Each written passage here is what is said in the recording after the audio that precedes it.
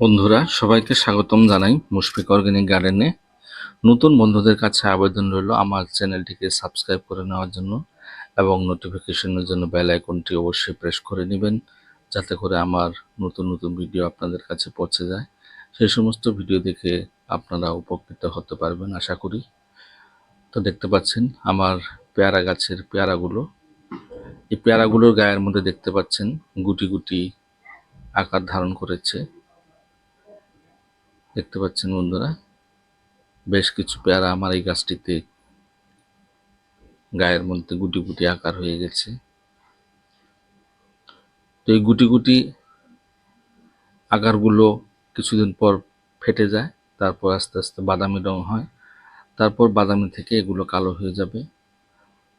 তারপর এই কালো থেকে তারপর যখন পেয়ারাগুলো আরো বড় হবে তখন পেয়ারাগুলো পচে যাবে।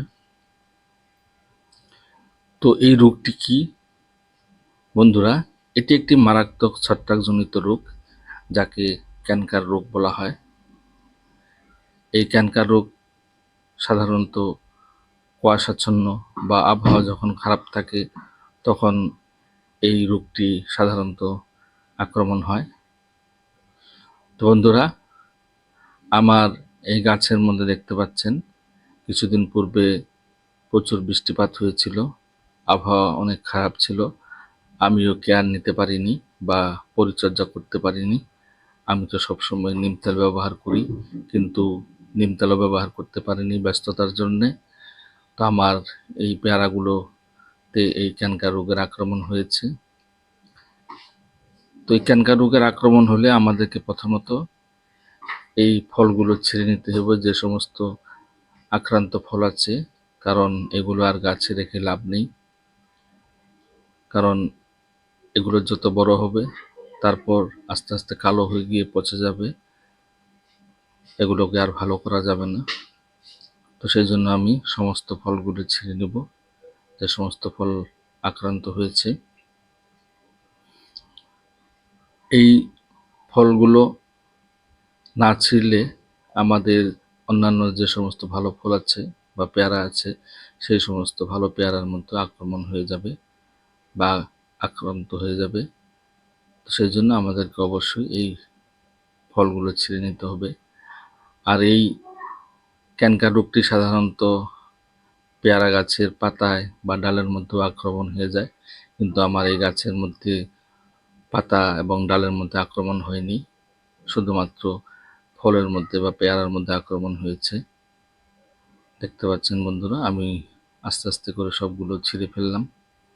তো এভাবে আপনারাও আপনাদের গাছে যদি এই ধরনের ছত্রাকের আক্রমণ হয়ে থাকে, আপনারা ফলগুলো ছিঁড়ে ফেলবেন। এই আক্রান্ত সাধারণত যদি পরিচর্যা ভালোভাবে না করতে পারেন, খারাপ আবহাওয়ার মধ্যে ছত্রাকনাশক ব্যবহার না করেন, তাহলে আপনাদের এই ফলগুলোর মধ্যে আক্রমণ হয়ে যাবে সেই ক্যানকার রোগের। তো সেই জন্য আমাদেরকে নিয়মিত 1 সপ্তাহ বা 10 দিন পর পর ছত্রাকনাশক, যদি জৈব করতে চান জৈব করতে পারবেন, আর যদি রাসায়নিক ছত্রাকনাশক ব্যবহার করতে চান, বিভিন্ন ধরনের মার্কেটে কপার অক্সিক্লোরাইড গ্রুপের ছত্রাকনাশক আছে, সেগুলো ব্যবহার করতে পারেন। তো বন্ধুরা, এই দেখতে পাচ্ছেন আমার প্রায় সবগুলো ছেঁড়া হয়ে গেল, কয়েকটি বাকি আছে, এগুলো আমি ছিঁড়ে নেব। তো এইভাবে আপনারা সবগুলো ছিঁড়ে নেবেন। দেখতে পাচ্ছেন, যদি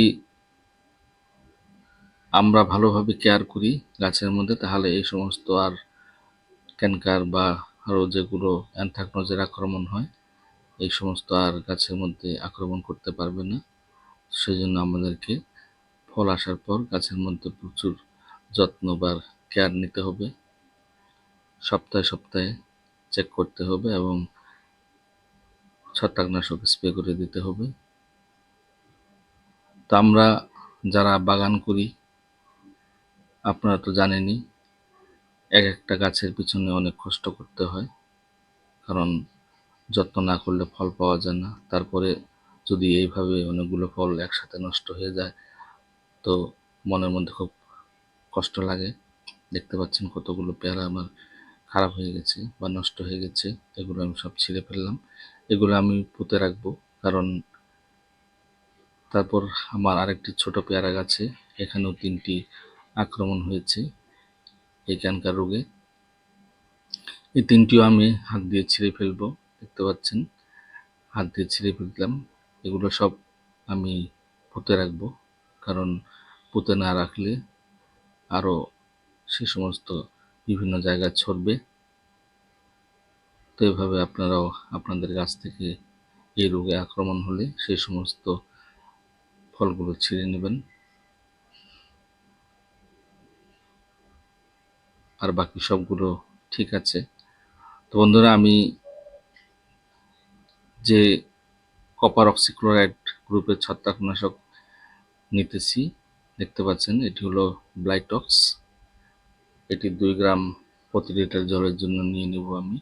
দেখতে পাচ্ছেন ব্লাইটক্স, এটি 2 গ্রাম প্রতি লিটার জলের জন্য নিয়ে আমি ভালোভাবে জারের মধ্যে নিয়ে গুলিয়ে নেব। তো এইভাবে আপনারাও স্প্রে করবেন, কারণ একবার আমাদেরকে এখন এই রাসায়নিক কপার অক্সিক্লোরাইড গ্রুপের যে কোনো একটি ছত্রাকনাশক প্রয়োগ করতে হবে। তারপর 1 সপ্তাহ পর থেকে আমরা আবার যদি নিম তেল ব্যবহার করতে চান নিম তেল ব্যবহার করতে পারবেন। কিন্তু এবার প্রথম আমাদেরকে এই কপার অক্সিক্লোরাইড গ্রুপের একটি ছত্রাকনাশক প্রয়োগ অবশ্যই করতে হবে। যদি না করি তাহলে কার্যকরী হবে না, গাছের মধ্যে ভালো রেজাল্ট পাওয়া যাবে না। বাকি যে সমস্ত আছে সবগুলোর মধ্যে আক্রমণ হয়ে যাবে ছত্রাকের, যেহেতু একবার আক্রমণ হয়েছে। তো বন্ধুরা, দেখতে পাচ্ছেন আমি জারটি ভালোভাবে ছাঁকিয়ে মিশিয়ে নিলাম আমার এই ছত্রাকনাশকটি ব্লাইটক্স। তো এখন আমি ভালোভাবে সমস্ত ফল যেগুলো আক্রান্ত হয়েছিল সেগুলো তো ছিঁড়ে ফেলছি। বাকি যে সমস্ত ভালো ফল আছে সেইগুলোর মধ্যে আমি ভালোভাবে স্প্রে করে দিতেছি। তো এইভাবে আপনারাও ডালপাতা এবং ফলগুলোর মধ্যে স্প্রে করে দিতে পারেন সব জায়গায়। তখন আর আক্রমণ হবে না, একটি প্রলেপের সৃষ্টি করবে। ক্যানকার রোগকে আর আক্রমণ করতে দেবে না সেই প্রলেপটি।